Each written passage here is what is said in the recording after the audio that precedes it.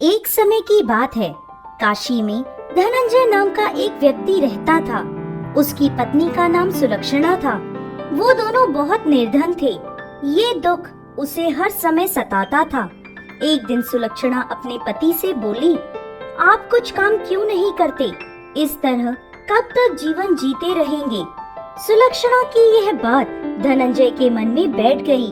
उसी दिन वो भोलेनाथ को प्रसन्न करने के लिए तपस्या करने वन को चला गया। हे देवादिदेव, मुझे पूजा पाठ करना नहीं आता। मैं केवल आपके भरोसे बैठा हूँ। ऐसा कहकर वो 2 दिन तक भूखा प्यासा बैठा रहा और तपस्या करता रहा।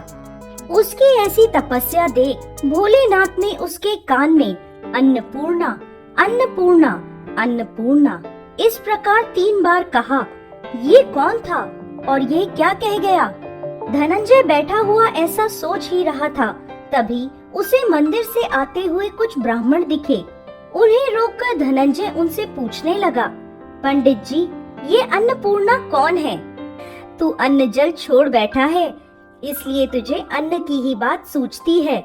जा, घर जा और अन्न ग्रहण कर। ये सुनकर सोच में पड़ा हुआ धनंजय अपने घर चला गया और घर जाकर सारी बात अपनी पत्नी को बता दी। आप चिंता मत करो, स्वयं भोलेनाथ ने आपको यह मंत्र दिया है। वो स्वयं ही आपको इसका महत्व बताएंगे। आप फिर से जाकर अपनी आराधना करो।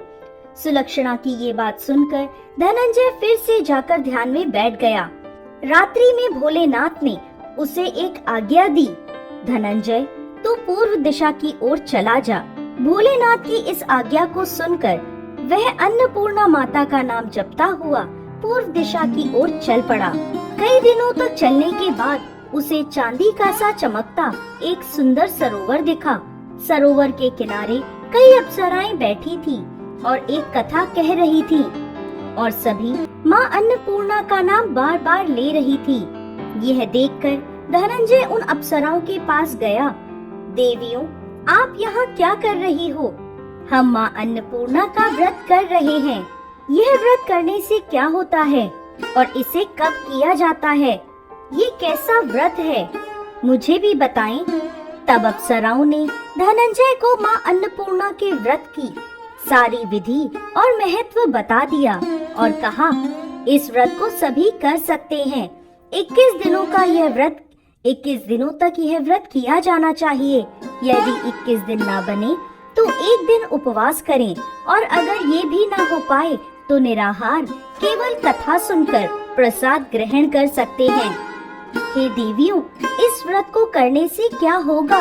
इस व्रत को करने से अंधे को नेत्र मिलते हैं, लूलों को हाथ मिलते हैं, निर्धन को धन मिलता है, निसंतान को संतान प्राप्त होती है, मूर्ख को विद्या मिलती है।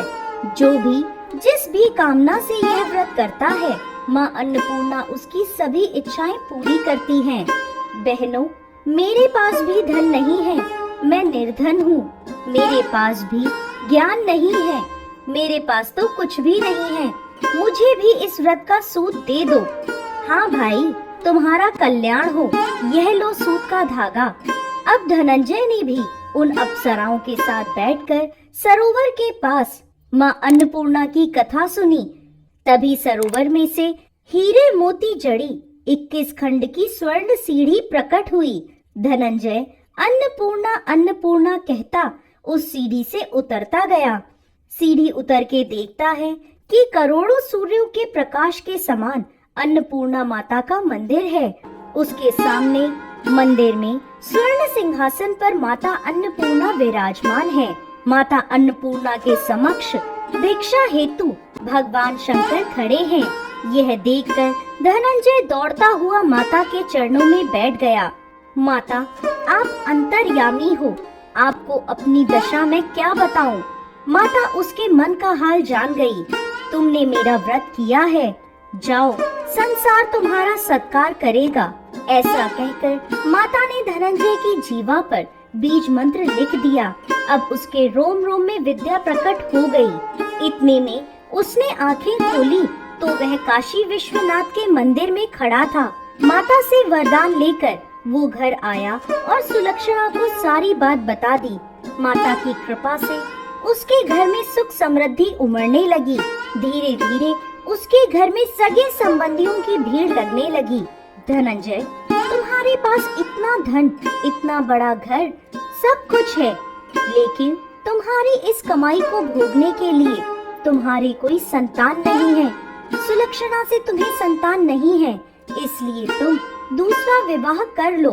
इच्छा न होते हुए भी धनंजय ने दूसरा विवाह कर लिया और सुलक्षणा को सौत का दुख झेलना पड़ा।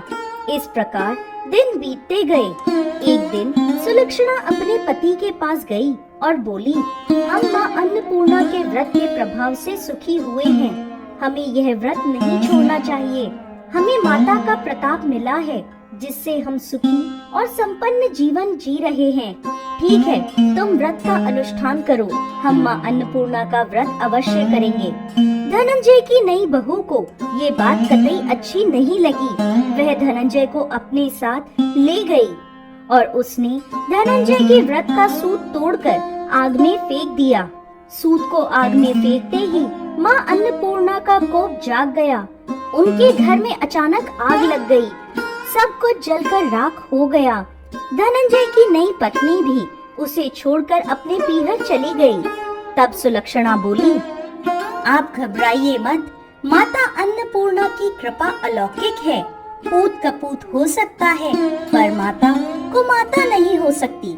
आप एक बार फिर अन्नपूर्णा माता की पूरी श्रद्धा और भक्ति से आराधना करिए। माता जरूर हमारा कल्याण करेंगी। सुलक्षणा की यह बात सुनकर धनंजय ने एक बार फिर पूरी श्रद्धा भक्ति भाव से माता अन्नपूर्णा की पूजा प्रारंभ करी।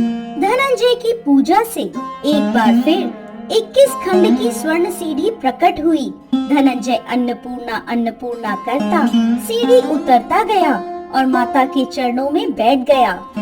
माता, मुझे क्षमा कर दो, मुझसे बहुत बड़ी भूल हो गई। धनंजय, मैं तेरी पूजा से प्रसन्न हूँ। ये मेरी स्वर्ण की मूर्ति ले और इसकी पूजा आराधना करना, तो फिर से तू सुखी और संपन्न हो जाएगा। तेरी पत्नी सुलक्षणा की पूजा से मैं प्रसन्न हूँ। उसे मैं पुत्र का आशीर्वाद देती हूँ। एक बार फिर धनंजय की आंखें खुली तो वह काशी विश्वनाथ के मंदिर में खड़ा था। वो दौड़ा दौड़ा अपने घर गया और सुलक्षणा को सारी बात बता दी। समय पूरा होने पर सुलक्षणा को पुत्र रत्न की प्राप्ति हुई। वो दोनों पति पत्नी अन्नपूर्णा माता की पूजा अर्चना करते रहे।